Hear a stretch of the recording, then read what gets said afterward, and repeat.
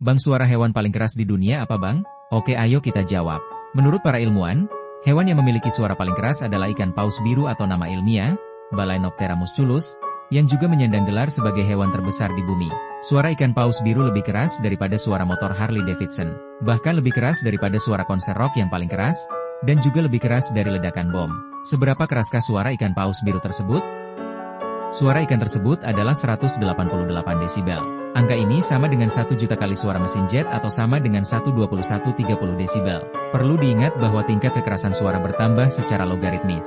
Ini berarti setiap kenaikan 10 desibel berarti peningkatan intensitas suara hingga 10 kali. Ini adalah salah satu alasan bagi kita semua untuk bersyukur bahwa ikan paus biru tersebut hanya tinggal di dalam laut. Hehe.